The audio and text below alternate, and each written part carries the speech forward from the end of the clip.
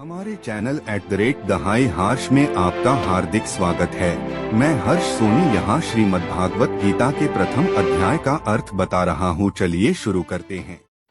जब कौरव पांडव महाभारत के युद्ध को चले तब राजा धृतराष्ट्र ने कहा, मैं भी युद्ध को देखने चलूंगा। तब व्यास जी ने कहा, हे राजन, नेत्र के बिना क्या देखोगे? राजा धृतराष्ट्र ने कहा, देखूंगा नहीं तो श्रवण करूंगा। तब व्यास जी ने कहा, हे राजन, तेरा सारथी संजय जो कुछ महाभारत युद्ध की लीला कुरुक्षेत्र में होगी सो यहाँ बैठे ही श्रवण करा देगा। व्यास जी के मुख से यह वचन सुन संजय ने विनती करी, हे प्रभु, यहाँ हस्तिनापुर में बैठे कुरुक्षेत्र की लीला कैसे जानूंगा तथा राजा को किस भांति कहूँगा। तब व्यास जी ने संजय को यह वचन कहा, संजय, मेरी कृपा से तुझे यहाँ ही सब दिखाई देगा। व्यास जी ने इतना कहते ही संजय की दृष्टि भई और बुद्धि भी दिव्य भई हो गई। अब आगे महाभारत का कौतुक कहते हैं तो सुनो। 7 अक्षौहिणी सेना पांडवों की ओर, 11 अक्षौहिणी सेना कौरवों की। यह दोनों सेना कुरुक्षेत्र में जा एकत्र हुई। धृतराष्ट्र ने पूछा, हे संजय, धर्म के क्षेत्र कुरुक्षेत्र में युद्ध की इच्छा से एकत्र हुए मेरे और पांडु के पुत्र ने क्या किया? संजय ने कहा, पांडवों की सेना को व्यूहित देखकर दुर्योधन आचार्य द्रोण के समीप जाकर कहने लगे, हे आचार्य, देखिए, आपके शिष्य बुद्धिमान द्रुपद पुत्र ने पांडवों की बड़ी सेना की कैसी व्यूह रचना की है। इस सेना में अर्जुन, भीम जैसे बड़े बड़े धनुर्धारी वीर विराट, महारथी द्रुपद, धृष्टकेतु, चिकितान, बलवान, काशीराज, पुरुजित, कुंतीभोज, नरों में श्रेष्ठ, शैव्य, पराक्रमी, युद्धामन्यु, बलवान, उत्तमौजा, अभिमन्यु और द्रौपदी के पुत्र सबके सब महारथी हैं। हे ब्राह्मण श्रेष्ठ, आपके स्मरणार्थ अब मैं अपनी सेना के प्रधान सेनापतियों के नाम बताता हूँ। आप भीष्म, कर्ण, युद्ध विजयी, कृपाचार्य, अश्वत्थामा, विकर्ण, सोमदत्त का पुत्र भूरिश्रवा और बहुत से सूरवीर मेरे लिए प्राण तक देने के लिए तैयार हैं। ये लोग शस्त्र चलाने में अति निपुण हैं। हमारी सेना का जिसके भीष्म रक्षक हैं अपरिमित बल है और उनकी सेना जिसके भीम रक्षक हैं थोड़ा बल है। अब आप सब अपने अपने मोर्चों पर सावधान रहकर सेनापति की रक्षा कीजिए।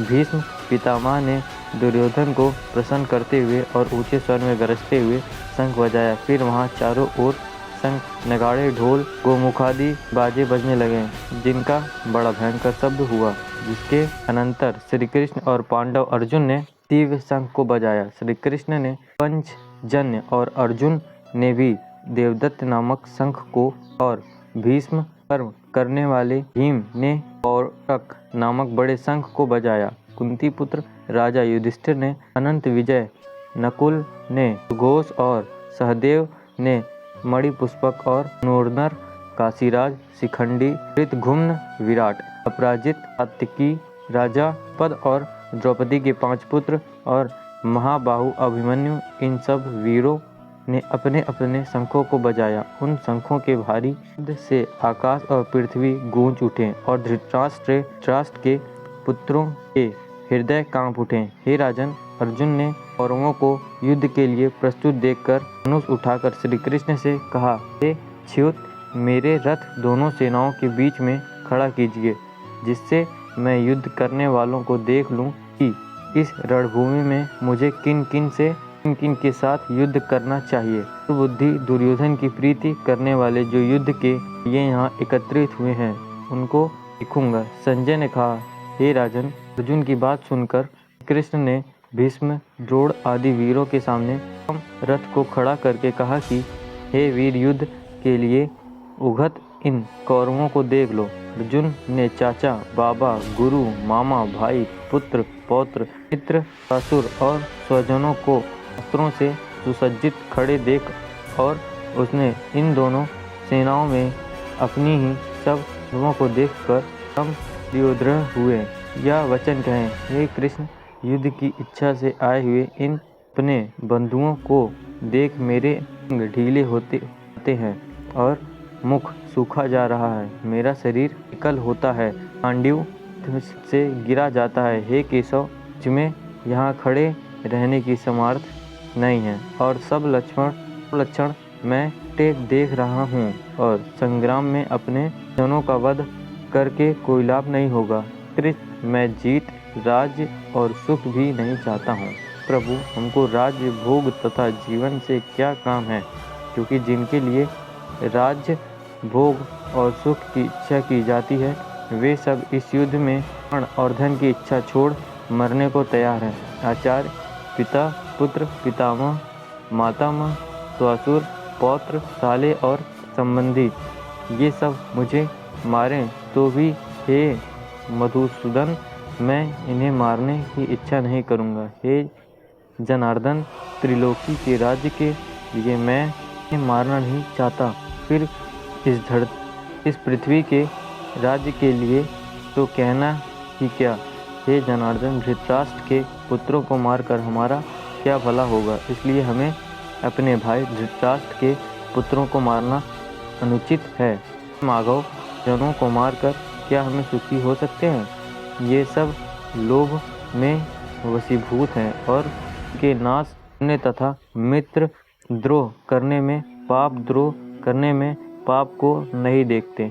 कुल नाश के दोष को जानते हुए भी हमको इस तक से दूर नहीं रहना चाहिए। कुल के नाश होने से कुल की प्राचीन धर्म नष्ट हो जाते हैं, फिर धर्म नाश होने से कुल में पाप बढ़ता है। हे कृष्ण, पाप से कुल की विचारिणी होती हैं, जिसके संकर संतान उत्पन्न होती हैं, या वर्ण संकर जिनके पुरुषों ने कुल को नष्ट किया है, उनको तथा उस कुल को नरक में पहुंचाते हैं, क्योंकि तर्पण आदि बंद हो जाते हैं। वर्ण संकर बनाने वाले दोषों से कुल संकों, जाति धर्म और कुल धर्म अंतर नाश होते हैं।